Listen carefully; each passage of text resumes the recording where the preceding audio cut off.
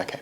This is what should be done by one who is skilled in goodness and who knows the path of peace.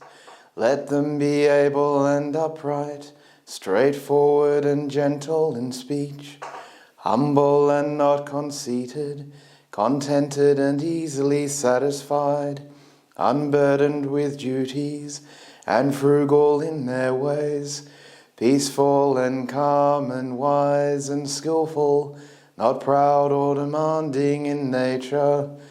Let them not do the slightest thing that the wise would later reprove, wishing in gladness and in safety. May all beings be at ease. Whatever living beings there may be, whether they are weak or strong, omitting none, the great or the mighty, medium, short or small, the seen and the unseen, those living near and far away, those born and to be born, may all beings be at ease. Let none deceive another or despise any being in any state. Let none through anger or ill will wish harm upon another. Even as a mother protects with her life her child, her only child, so with a boundless heart should one cherish all living beings, radiating kindness over the entire world, spreading upwards to the skies and downwards to the depths, outwards and unbounded, freed from hatred and ill will, whether standing or walking, seated or lying down, free from drowsiness. One should sustain this recollection. This is said to be the sublime abiding. By not holding to fixed views, the pure-hearted one, having clarity of vision, being freed from all sense desires, is not born again into this world. Over to you, Venerable. Thank you. Well, thank you for having me. It sets a tone for tonight, doesn't it? So perhaps how to look for the small joys in life and how to find the happiness in troublesome times. Because we're living in troublesome times, quite honestly, very uncertain times. A conversation I seem to be having more and more with people these days is so many people feel like we're rushing back into the 19th century, as if change, uncertainty, conflict is now the order of the day. And how do we function in this? How do we work in this? How do we deal with all the things that we have to deal with? And this is, of course, a very, very big question and a very ancient question. It's a question that's been going around for thousands of years. So it's not necessarily a new problem.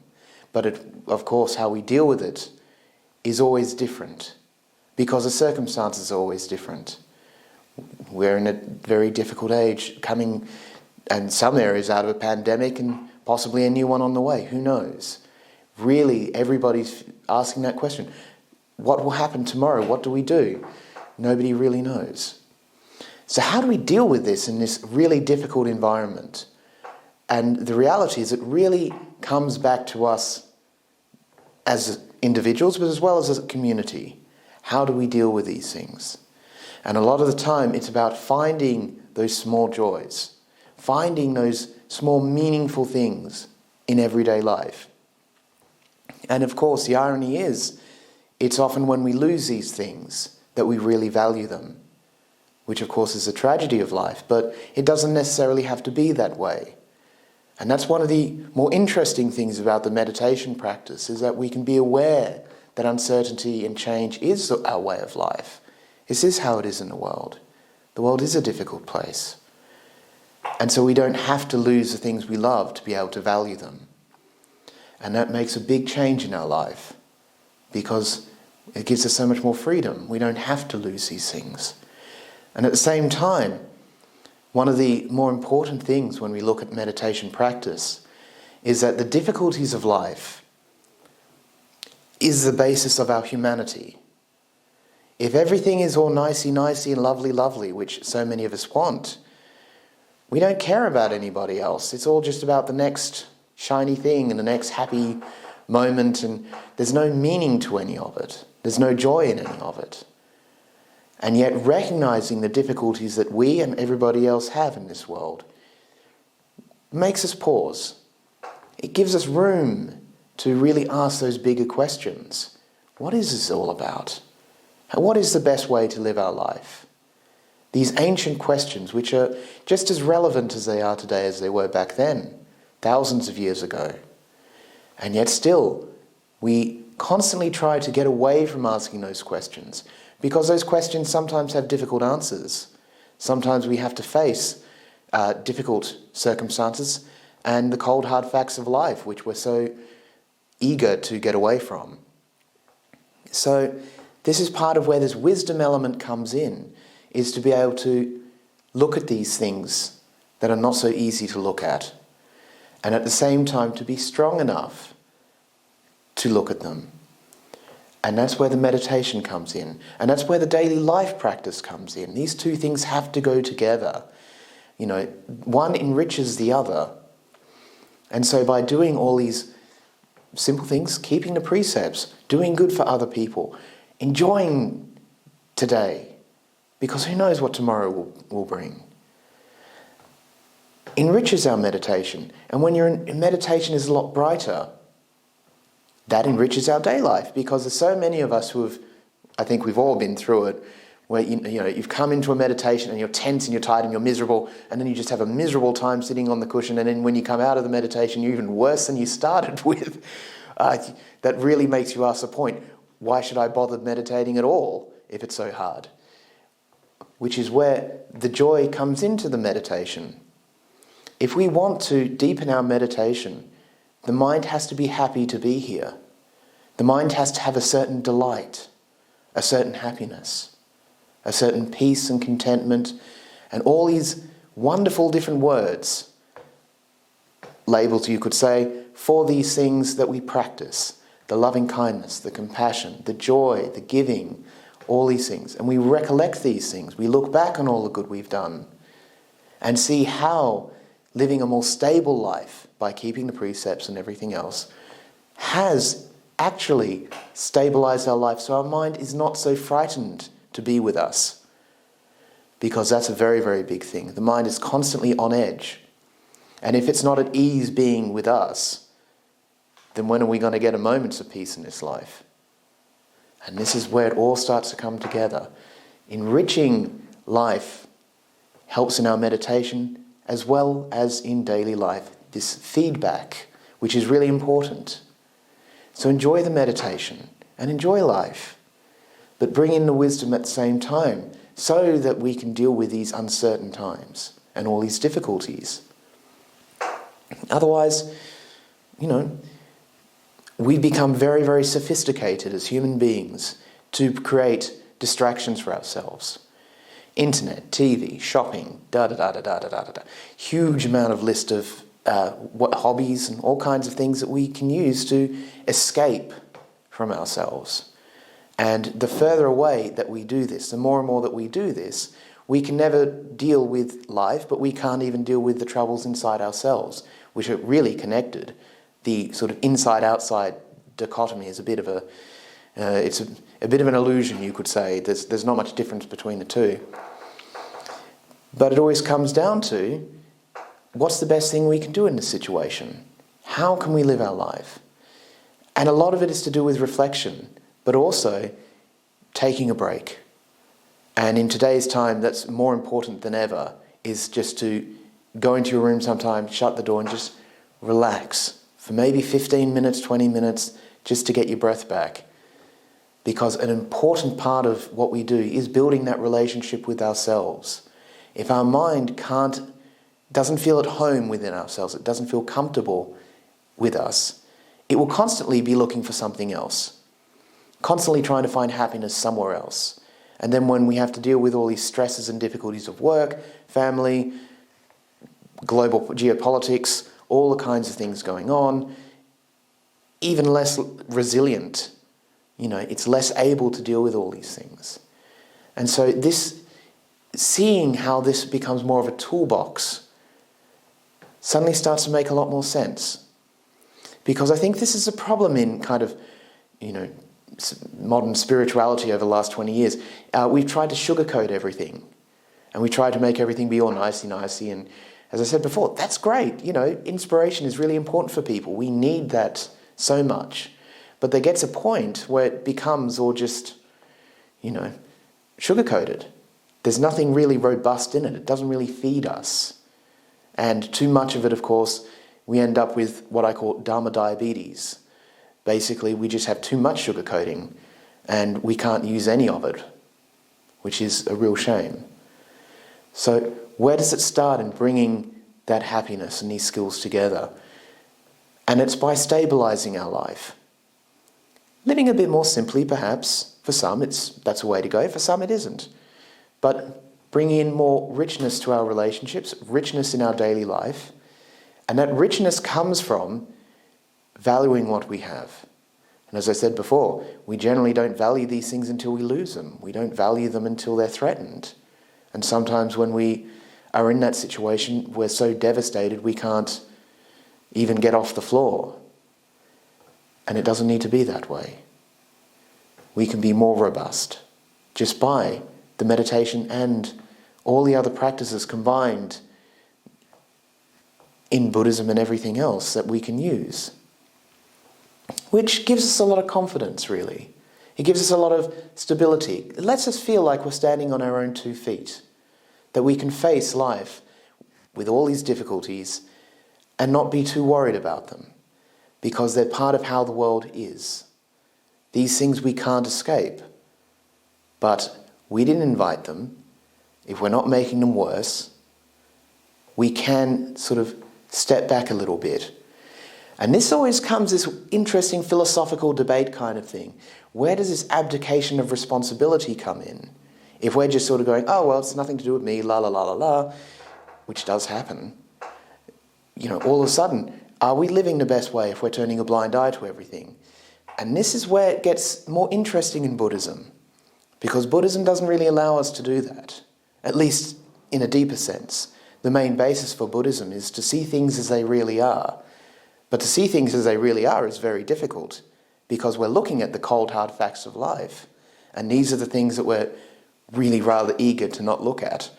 So we have to have that inner strength to begin with. And that ability to look deeply and not be frightened.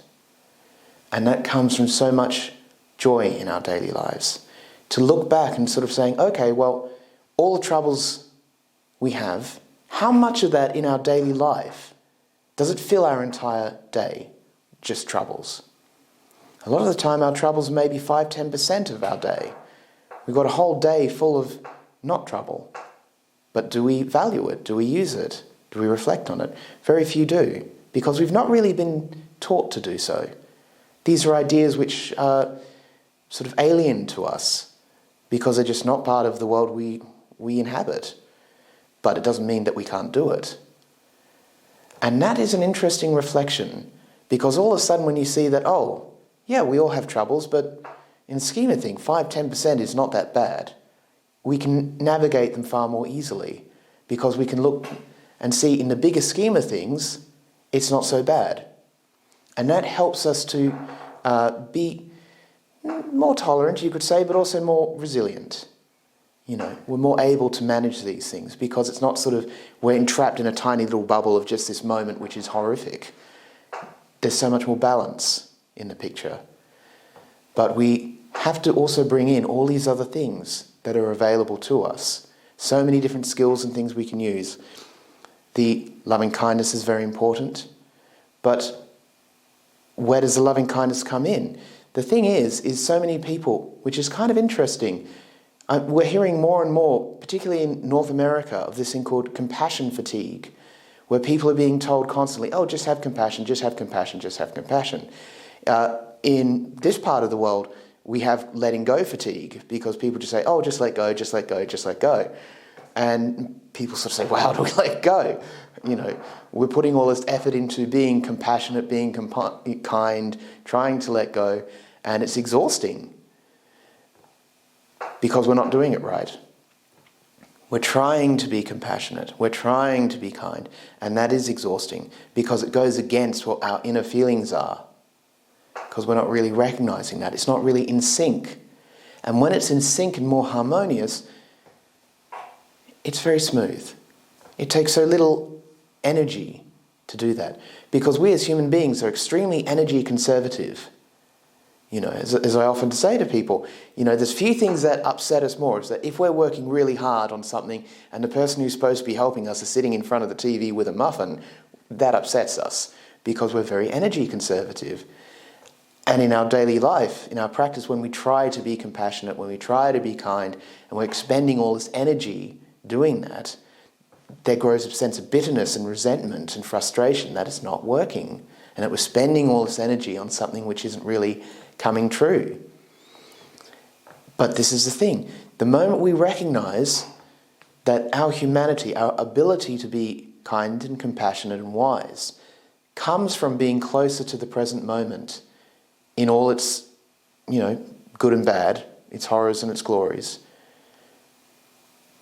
Our humanity comes from recognizing that life is hard. And it's hard for everyone. And that everybody's doing the best they can within their abilities. Sometimes they're doing the best they can and they're stuck within this very self-centered paradigm because they don't know anything better. And compassion comes very easily then because we recognize that they don't know better. They're all looking for happiness and they're doing the very thing that's destroying it. I've met a lot of people who are looking for respect and they're doing the very things that make people not respect them. I've known people who are very sensitive to criticism and they're very, all they're doing are things that make people criticize them. And they don't realize that they're doing it. And this is kind of the challenge that comes in. This is where mindfulness comes in. It brings us into the present moment to say, what are we doing? And how are we doing it? But we have to realize why we should even ask this question. What's the point? Because once we recognize that hardship in ourselves, all our difficulties, small and big, then all of a sudden we recognize that there is a point to this. It is rational to ask these questions. But the problem is we're so accustomed to just running and switching on the TV, switching on Google, switching on something else to escape from our daily life. We really don't see the need. And the more and more distractions we have, the more and more kind of coping mechanisms we have, the less we feel the need to come back to this present moment, which is kind of a tragic irony in a way, is that we're kind of selling out our humanity, selling out our human potential, as they like to call it, all these things, because it's easier, it's more energy conservative to switch on the TV. It's more energy conservative to, take it easy. And that's what we want. But we don't really get anything from that. And that's why putting in the energy, even though it's so difficult, is so rewarding. And we all know that from daily life experience. There's so many things that we've done that we've really put motivation in. We've really put some good intention in. We feel so good afterwards when we do it. And that bringing in that same energy into our meditation in particular is so rewarding. Because again, we aren't often aware that when we sit down to meditate, we're sitting down to escape. Meditation has become the sort of spiritual equivalent of turning on the TV. And because we're so tired usually anyway, because if you're working 40 hours a week and then you've got to pick up the kids and you've got to do the shopping and then you've got to run around this and then you've got thinking about bills and thinking about that and interest rates and inflation, you're exhausted most of the time. So the body's looking for any opportunity to shut down anyway. So you sit down and meditate and deep inside your mind and body's going, oh, thank goodness. And it just falls asleep. And that's why so many people struggle with meditation, is there's no energy, there's no life, interest in the meditation. How wonderful it is to be able to sit and meditate. How wonderful and delightful it is just to watch the breath. These are things that we never even think of. Because it's never really been there that we've needed to think about them.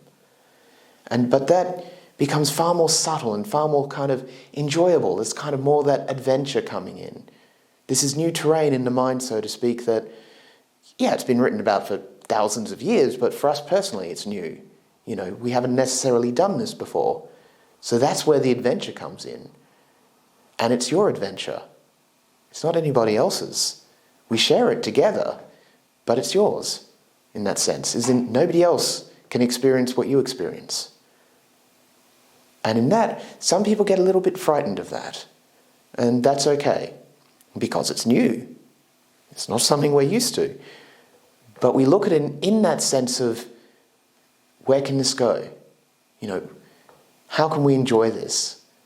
Not in a sort of self-centered way, in a sort of a petty little hedonistic way, but in a way that brings so much meaning and joy to life.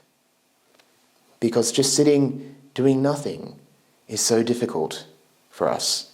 We have such a short attention span, we have so many needs, so many difficulties. Meditation is not as easy as it is for people a couple of hundred years ago. Or even less in some cases. It's far more difficult for us because we have so much more stuff floating around in our heads that we have to settle down to begin with. But again, that's what makes it challenging, and that's where the reward is. Because if it was easy, would we value it? And that's the thing. It's these hardships that bring us our humanity in a way. And that's where we grow and becoming sort of more human. But, it's easy to say, and not so not so easy to do. In daily life, when people are so busy, you all of a sudden find that, okay, I've only got 20 minutes this week that I can shut the door and have for meditation. That becomes the best 20 minutes of your week. You look forward to it because it's rare now to be able to sit and enjoy it. If you're lucky enough that perhaps you're retired or you have something else and you have more time, then of course, go for it. Make the best of it. Because life is so short. And none of us are getting any younger. So every moment becomes so much more precious. Even though it's full of its difficulties, we see that there's just a small segment of our life is full of difficulties. So much more time can be spent filled with more beautiful things. And here's where it gets more interesting. Because the longer we do this, and the more we look back, the more it becomes, for the mind, it can look and it's sort of saying that there is a difference. It's not different from this chaotic life, how we used to be living back here when we were younger, or before we started practice. But now there's this longer period, and the mind enjoys that. It likes that stability. It likes the fact that we've done good and not done harm. It makes us feel far more at ease. And that feels far more confident and ease in ourselves. Thus, the value of it. But there's something more interesting in that. Because we've been doing it for so long, the mind looks forward to it. Because the mind needs to be, when we meditate, it really struggles if it doesn't have something to be aware of. If it's just left on its own, it will look for something else. It will look for some escape and some distraction, and that's why we have so many thoughts going on at the same time. But of course, if we try and hold on to the object, be it our breath or a mantra or an emotion like loving kindness or compassion or anything, we'll try and escape as well, because it's too hard. So we've gone into the other extreme. So the mind likes being occupied. And when it finds something that it likes being occupied with, a pleasant feeling of relaxation, a pleasant feeling of breathing, just the quietness of it, the pleasantness of that feeling of kindness, that feeling of joy, and the mind stays because it's happy to be there. So, how about we give this meditation thing a try? Sounds perfect. Sound perfect? Great. Well, as usual, everyone, please stand up. Give yourself a bit of a stretch. Adjust your clothes if you need to.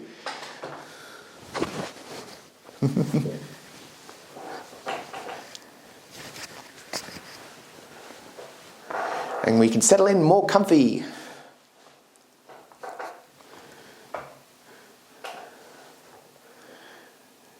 This is the thing, it's, straight away we've set up a good foundation just by bringing a bit more energy and happiness into it. It really is that accessible. So, when you're ready, please settle in and close your eyes.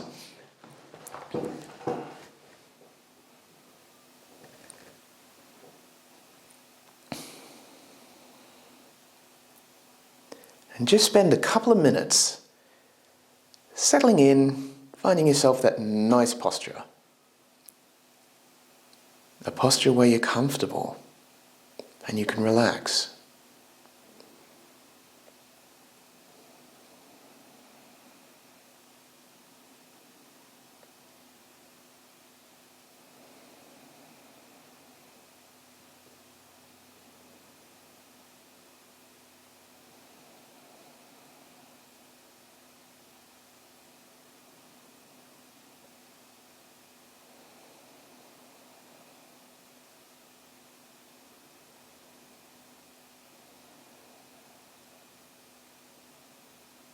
How does it feel?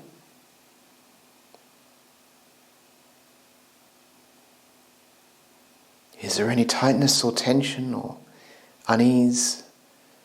Can you relax that?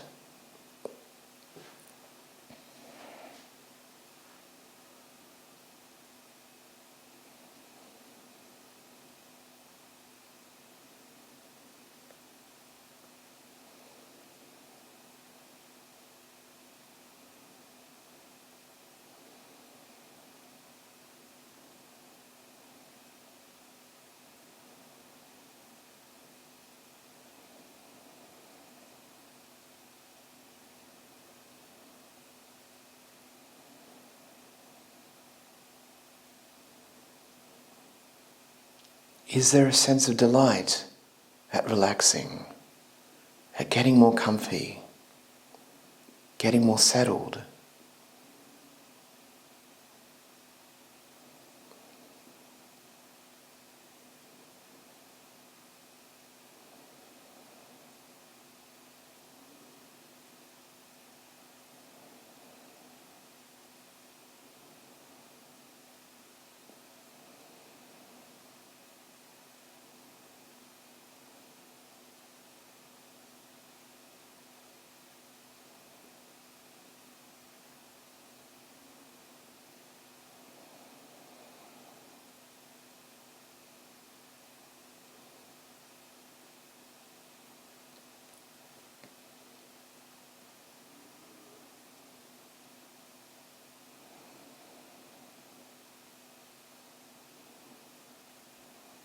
How does it feel as you settle in?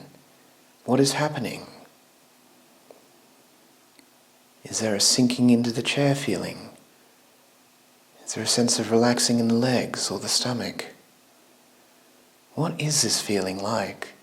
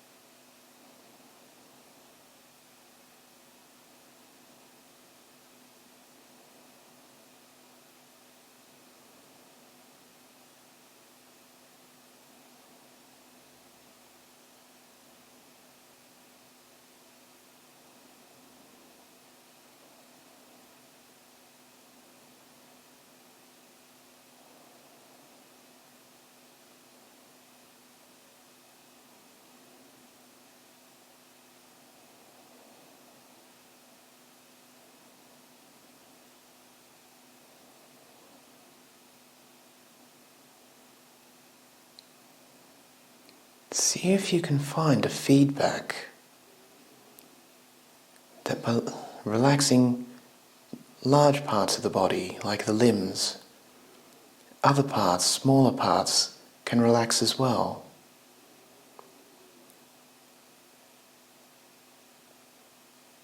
And so as you relax different parts, that other parts can relax as well.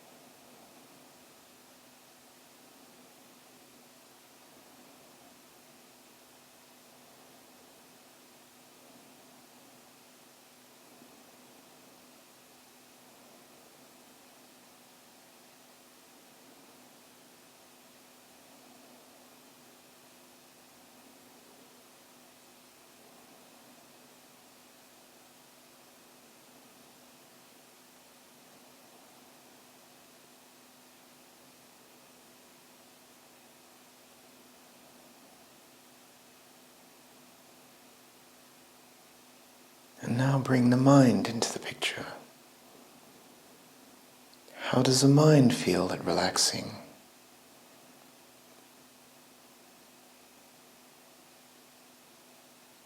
Is it happy to meditate?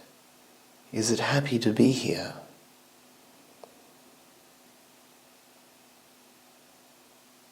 If it isn't, that's okay.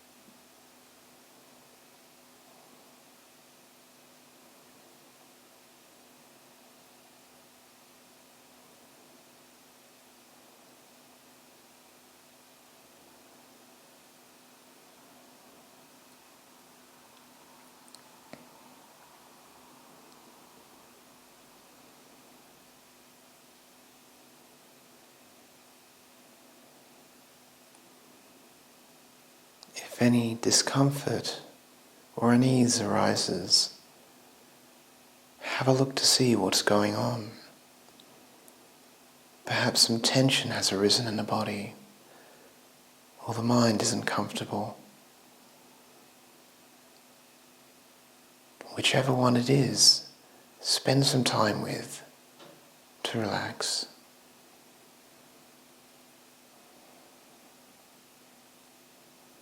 One side helping another.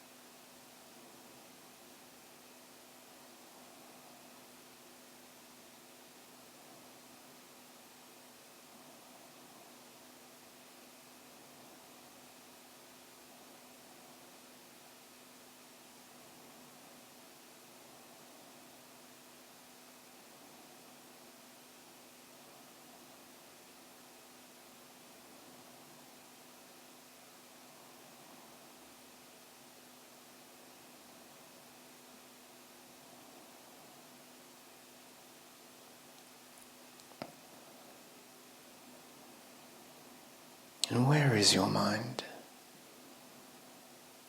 Is it happy to be here? Or has the happiness slipped through your fingers and it's run somewhere else? It's okay. Try to find a home in this moment for yourself. A home where you're happy to be.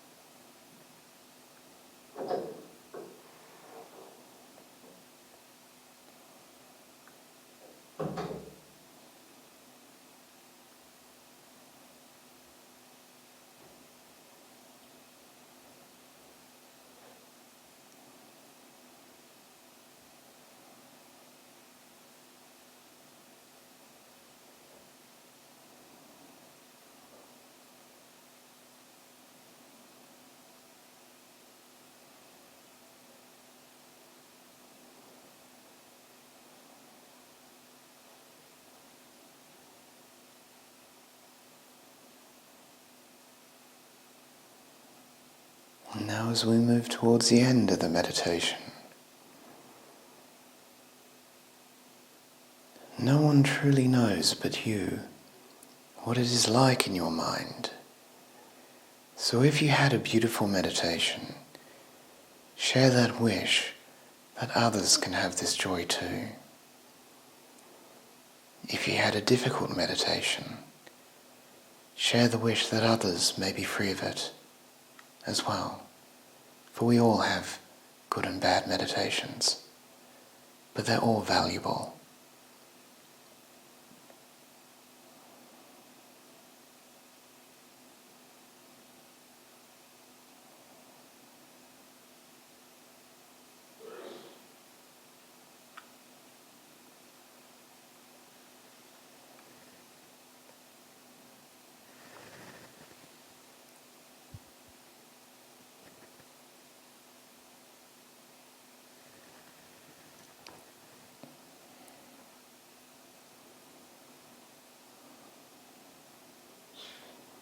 And I'll now ring the bell.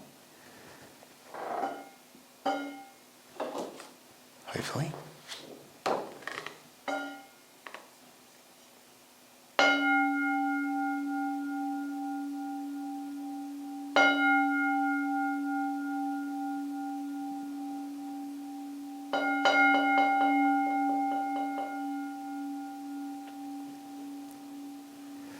And when you're ready, please open your eyes.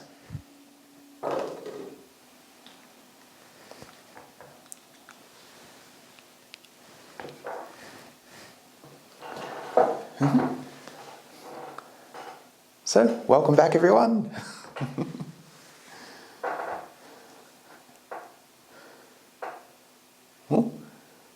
Thank you, Venerable. Would you like to continue with your talk, or would you like questions and answers? What would you like? Always questions. Always good. Okay. Does anyone have a question? Does anyone like to put a question in the chat? Would anybody like to unmute and ask a question?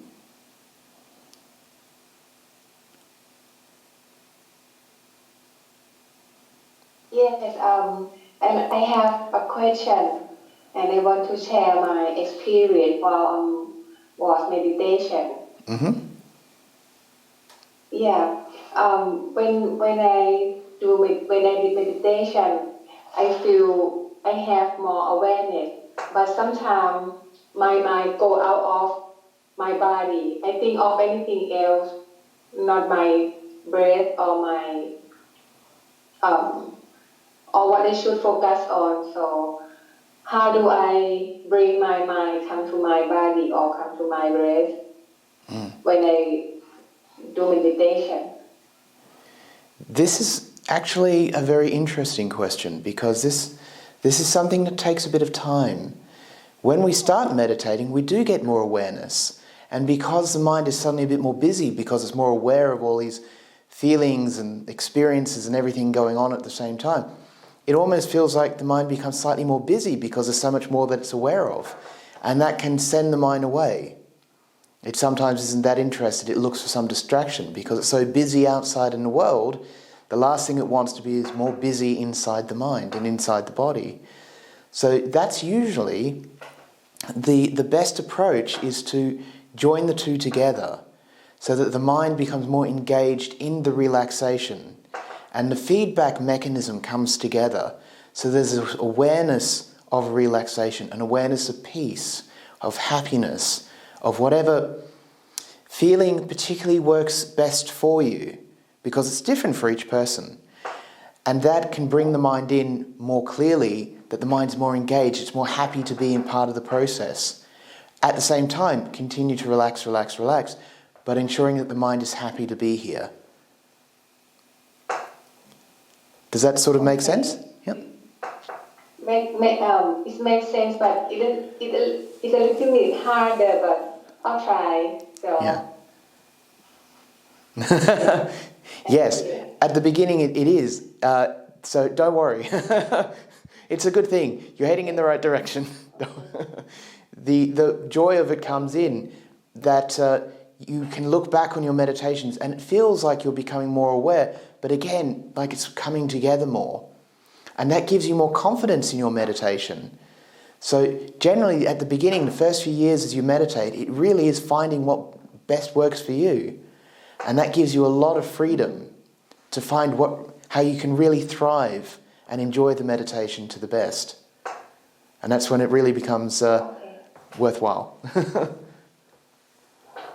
Thank you. I got you. I'll take it. I'll do it, yeah. Yeah, no worries.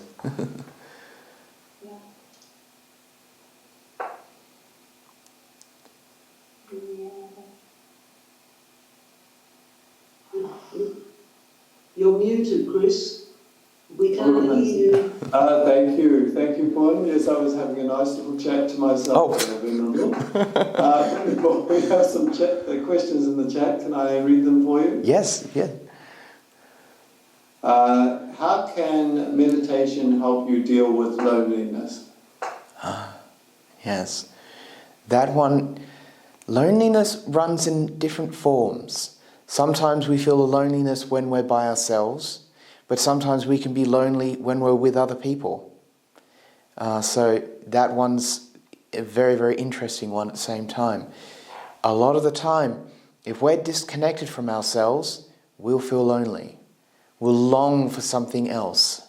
We'll long for some other distraction, something else. And the fact that we don't get it, we do feel lonely. But the moment that we bring that happiness within ourselves and we value the experience of our life and all the good that we've done and everything else, then we don't feel so lonely anymore because we value those things. But loneliness as such is not something... There's a lot of emotions that in most human beings we do our best to get away from. And loneliness is pretty much up there. Most people want to get away from feeling lonely because it can be so debilitating. And yet, at the same time, if we have that kindness and compassion in ourselves, then we don't feel lonely so much. Because our mind, if it's trying to get away from us, if it doesn't feel at home within us, it will look for something else. And if it's stuck in this present situation, which can be so horrible sometimes, then it will feel very lonely, it will feel very depressed, very resentful, bitter. All these emotions can come up. And that's why it all comes back to really trying to enjoy this present moment in all its good side and bad side. Because this is the only moment we have. We don't have anywhere else to go. If we run into shopping, into computers, into internet, into TV, well, that's not really getting anywhere. That loneliness will still be there when we get back. So dealing with it here is far more important. But it is, once we find that kindness in ourselves, the loneliness disappears. So hope that helps. Thank you, Venerable. We have another question too. How do you love being here if your present life is not that pleasant? For example, you keep wishing that you were somewhere else. Yes.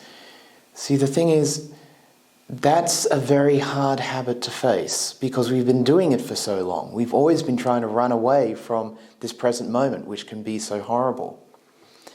And it's coming back to remembering so much all the good that we've done in our lives. Remembering that we can be here in this present moment and it's okay. We do have that home within ourselves that we can come back to.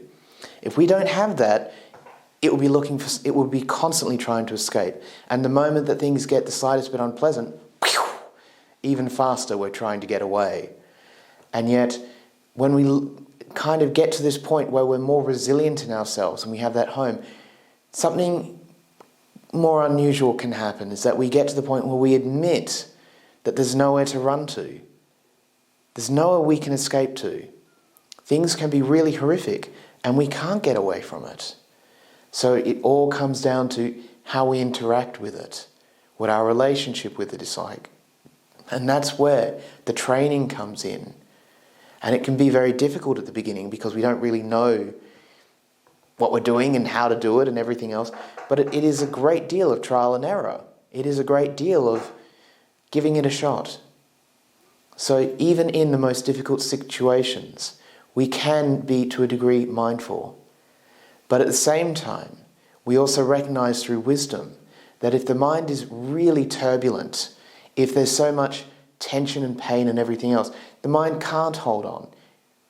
And that's okay.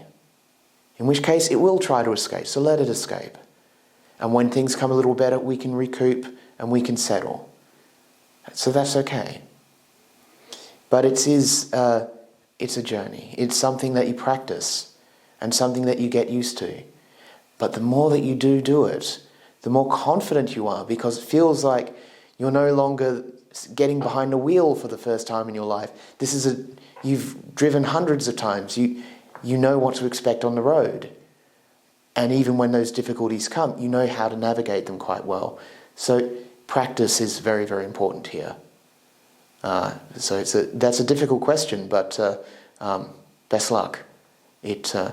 Building that home within yourself is really the best way to go. So I hope that helps. Well, thank you, Venerable. Is there anyone else who would like to unmute and ask a question or put it in the chat?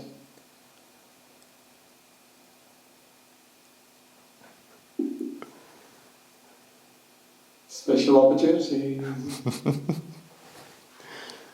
Oh, Sky, thank you. Please. Thank you, Venerable. That was a lovely meditation and a nice chat. Very nice to be reflecting on later. I had an interesting emotion this week, a couple days, and I always get upset with myself because I can feel my mood changing, and I don't want my mood to change. I was in a good mood yesterday. Why am I not in a good mood today?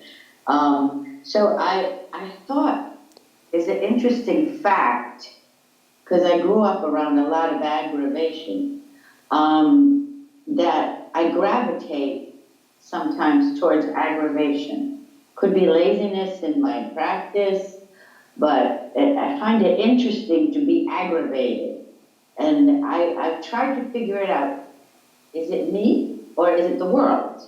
Okay, it's me. I'm the one who's aggravated. And then I think, no, but I'm not aggravated. That driver was aggravated. That world was aggravated. That cashier was aggravated. But I feel I can't get away from the aggravation. And then I treated someone I care, love, with a little aggravation when I got home, and I felt like I wanted to retaliate to the person with more aggravation. So I finally had to go hide someplace. You know, what happens with all that? I can't control my mood. Mm-hmm. Can you help me here for a second? Is that too confusing a question? No. The thing is that what you're pointing at is something really central to most of our lives, is that our moods follow their own patterns.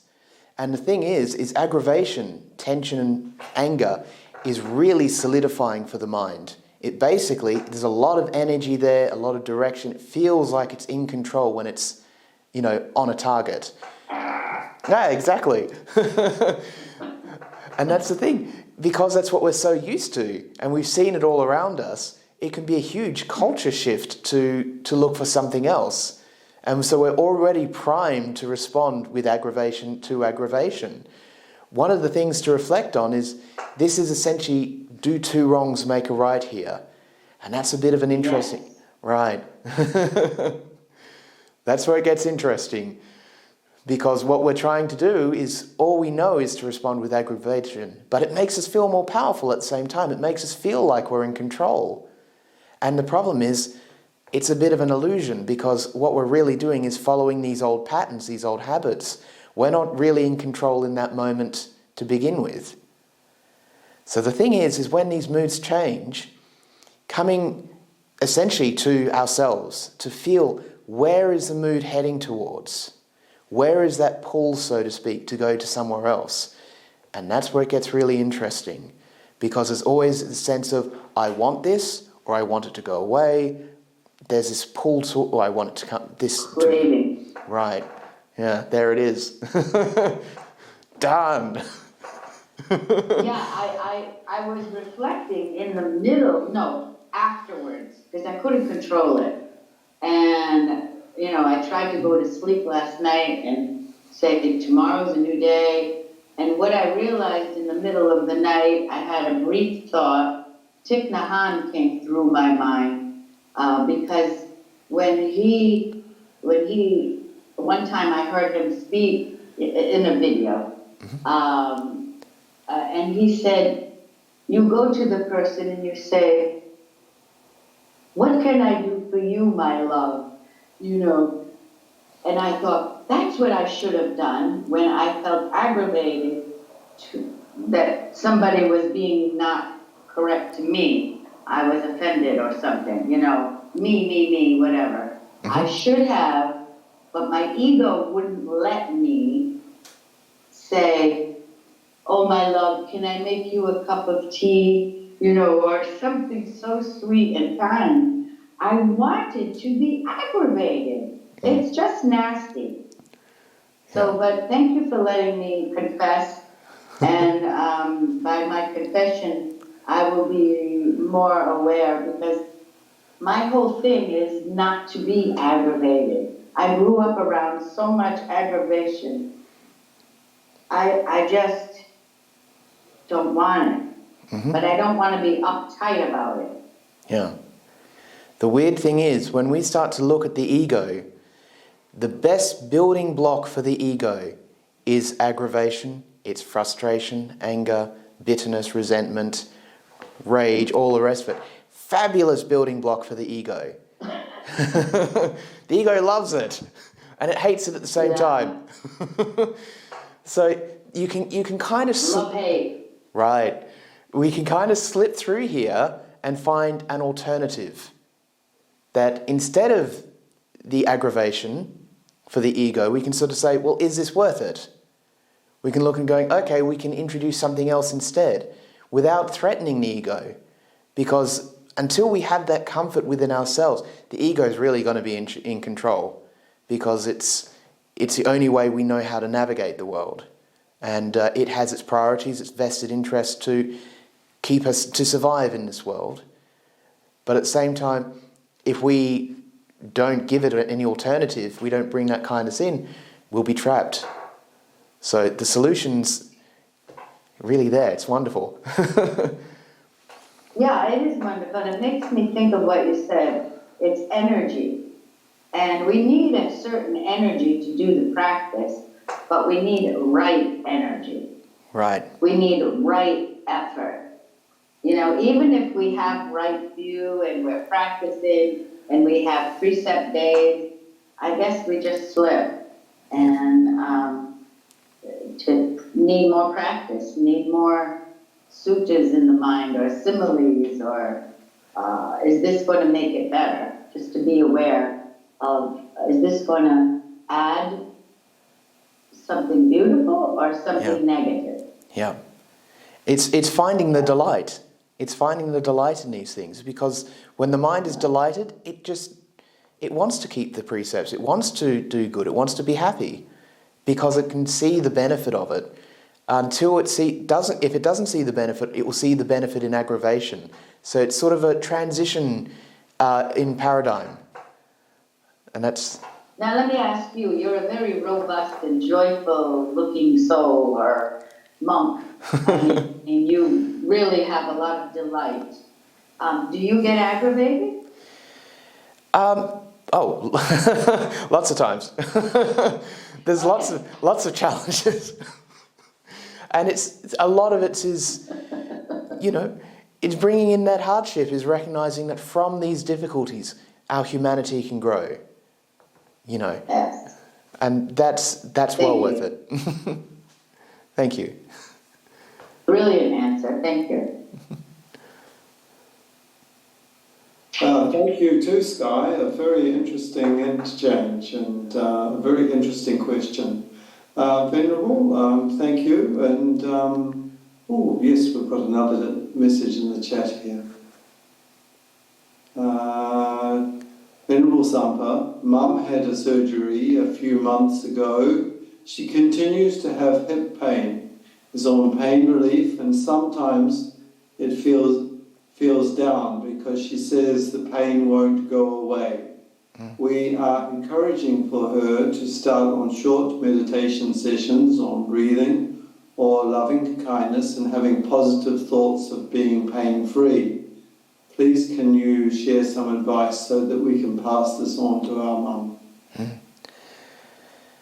The big question here is, if this is a big change in her life, that she's just had this operation, and say she's had a very healthy life, it can be very, very difficult for someone in this case to be able to have a decent, be able to deal with the pain easily, because it's new, it's unwelcome, it's unfamiliar, it's very, very difficult for someone at the beginning. And that's okay. So in that particular instance, it's more an experience of, this is different, this is a new experience. How do I react to this? How do I integrate with this? And to find the sort of the best possible response for this. Because a lot of the time we try to make this pain go away.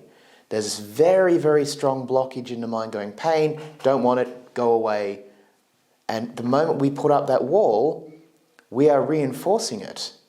Because we essentially set this new habit to respond fiercely to pain and aggravation and things like that, which makes it very, very difficult for us to be at peace with it. It can take a very, very long time for someone to make peace with pain. And that's okay. So one of the big things is that whatever happens, it's okay. It might not disappear immediately, but one of the big feedbacks that come in is recognizing, essentially this feedback loop, is recognizing that the more comfortable it is, that it's okay that you've just had an operation. It's got, there will be pains and aches and everything else. It's okay to settle. You can get more into that experience and saying, it's okay. Pain can be there. Gently, gently. And it's not the enemy. This is a new situation, and the more it relaxes, if you relax more, does the pain disappear? If you change posture slightly, does the pain disappear? How does the pain respond? You start a conversation with your body, so to speak. It won't be in words, of course, it will be sort of a feedback exchange. But that's a fantastic experience. But it can be very, very difficult if it's something very new. If you've had pain for most of your life, a lot of illness from a very young age, it becomes a necessity to learn these things. But when it's a new experience, then it's, again, look at it as a new experience. So, hope that helps. But certainly the kindness is very important. But to bring in that energy and joy as well, that perhaps by relaxing, we can ease the pain and improve our lives. So I hope that helps. A beautiful question and a wonderful answer. Thank you, Venerable. Is there anybody else, perhaps, who might like to unmute and ask a question?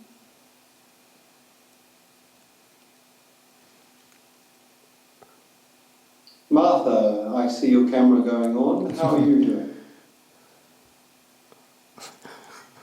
Well, thank you. You're very welcome, Martha.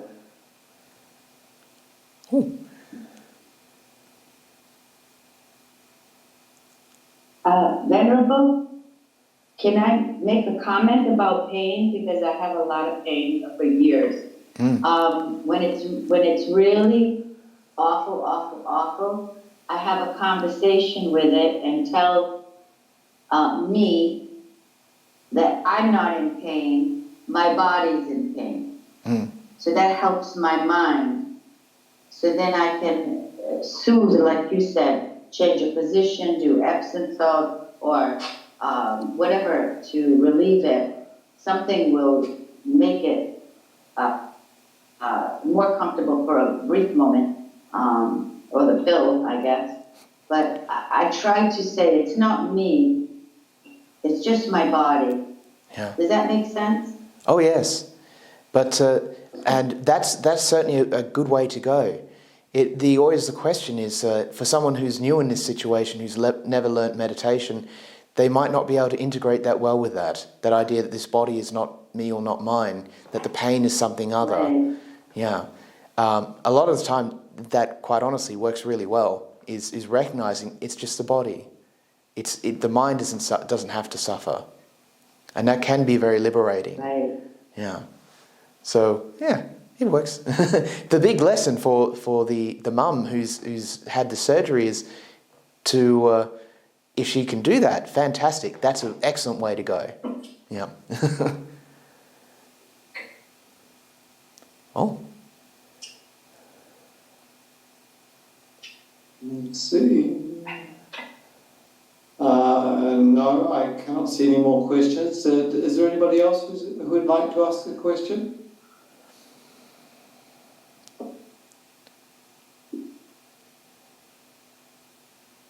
I think people are tired out from the happy anniversary wishes. Oh yes, Josephine, please go ahead. Yeah, I had asked the question of Venerable Sampa, but I sent it to him privately, but it doesn't need to be private if he's able to read it. Probably. Okay, Venerable, Josephine, if you'd like to send it to me, or Venerable, can you read the chat?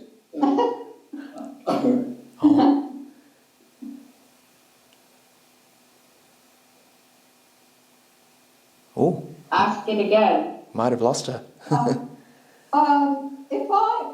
If I go here,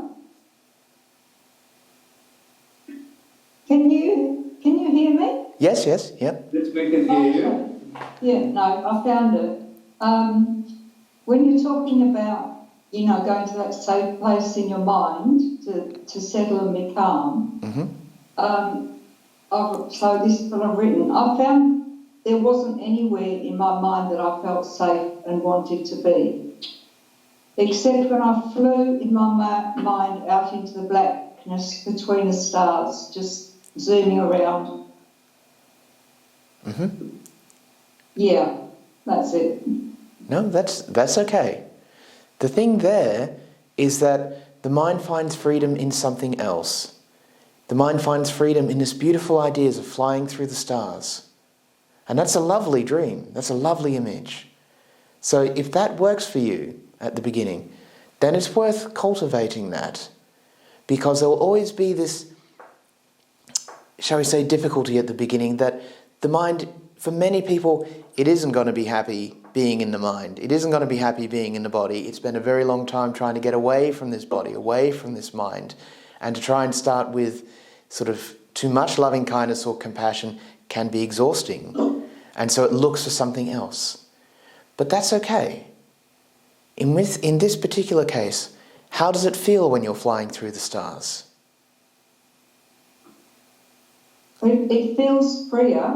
I'm not that new to meditation because I've been trying for about 20 years. I've been trying. Okay. And I do have, some PTSD and, lots of stressful things around me that I clearly haven't sort of ever reached a space where I can be calm in my mind. And now I've forgotten your question. No, that's okay. As a similar question, would it be that the freedom that you have feeling through the stars, is it a way to get away from the pain that you've experienced? I would say that it must be. Yeah. And this is the thing, is that when the mind values that so much, one of the journeys to essentially to find at home within yourself is to be able to eventually let go of the past. And of course that's very, very difficult because for most of us we value the past too much. It makes up who we are and we feel lost without it. Even when it can be so horrible, we don't want to give it up. It becomes this point when we have to recognize that it's gone. We're never going to get it back. But trying to hold on to it is only going to make things worse. There's no freedom in that picture. There's no home in that picture. And it becomes kind of a sense of conclusion, you could say, that we don't need to hold on to this anymore. And then we don't have to fly outside of us. We can find that freedom inside of us. Can you find a space inside yourself where it is like flying through the stars? That's a big question. Yeah. It can be very, very difficult. Don't know. I don't know. I guess that the main thing that causes anxiety that I'm not able to overcome is probably more of a situation with mothers. Mm-hmm. We do cop a lot of flack in general, mothers, and so the things that really caused me distress I carried through with my children, towards me, and that's where probably my biggest angst, because it's like it's I can't really escape from it because I'm having to live it all the time. I can understand that if I was able to totally let go, but it is very hard when you're sort of under attack by people that you love, I guess. Yeah, kind of a confusion is that you want to love, but they're responding in aggravation. Sorry. No. I interrupted you. No problem. No, I love a lot, but when I say but, it's I suppose I'm trying to say it without saying it, as it were. I get nastiness from my children who've got anger towards me, which is connected to the relationship with their father about things that I can't tell them. Okay. The me too. So you've just got the two words, the me too. Right. And I can't. And it affects me. This is something that happens a lot in the mind, is that when it can't finish with something, when it can't reconcile something, it continues to stir up, because the mind wants to reconcile these things. And for something as big as a Me Too incident, it can be impossible to tell our children, the people we love, what happened to us, because we don't want them to know. We don't want them to be hurt, perhaps. There can be a lot of reasons, or to protect ourselves. It can be a lot of different reasons. The problem is, these two things kind of come together, is that when this remains unresolved, it will continue to go on. And it's a very difficult situation. The other difficulty is, with the kids, is that they might feel resentful and angry that there's something that, there's like a hole in their lives, a problem in their lives, and they don't have an answer for it, so it's not being reconciled in themselves. And perhaps they're projecting that onto you because they feel that you're not telling them what they need to know. Well, it's about their father, and they won't want to know.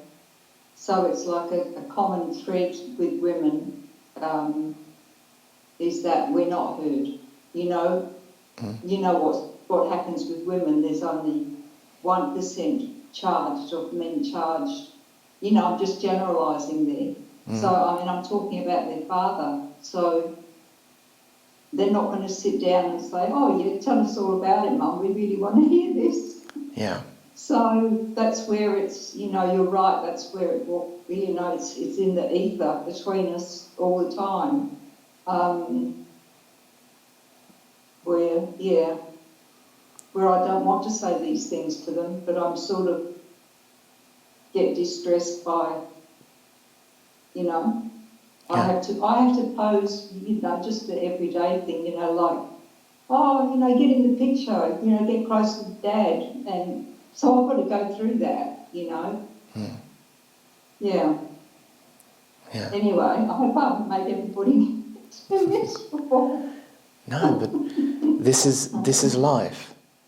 There's a lot of these kinds of, hardships in life.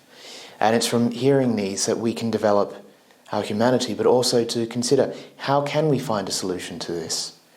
Because we can't reconcile these things, because we can't bring it together, there's times that we have to let it go on that way, so to speak, is that the kids have their choice in where they want to go. I won't be able to go with them in this sense, but there's a reason for it. And essentially falling back on your integrity, your sense of how you've dealt with it, how you've grown from it, so to speak, even when it can be so horrible, is what can keep your stability in yourself. And coming back to that, your own happiness that you can think of, even though it can be very, very hard. This is where the practice becomes much stronger, because you have such a bigger challenge to face. And it's the biggest challenges that make this practice the strongest.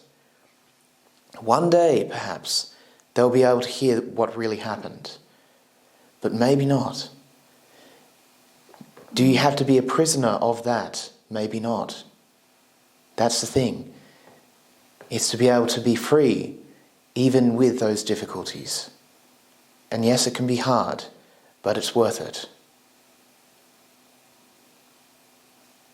Well, that would be what I would want to achieve. That is it. That's the ultimate achievement. Everything else is I can deal with. Yeah. But yeah. How to get to that point. Easier said than done in many ways. But it's being able to feel that, okay, this is a possibility. It can be done. It might be very difficult, but let's find out more about it. Let's research more. How can we do this? And in a sense, not being concerned that your mind wants to fly and be free in the stars. Allow your mind to be free in the stars. Because when you feel more free then, you will have that energy to be able to find somewhere in yourself your own integrity, your own happiness, the good you have done, your own stability within. And then you will feel much stronger. It does take time, but it's worth it. Thank you. Well, thanks for the question. Yes, and Joseph, thank you for the question, and Venerable, thank you for the answer. We can all learn so much from questions and answers. It's a very useful part of this session, so thank you, Josephine. Venerable, would you like to leave us with a blessing? Yes, okay. So, may everyone be happy, and may everyone be free from suffering, and may everyone find the freedom and the home in themselves that they can find their way. Thank you.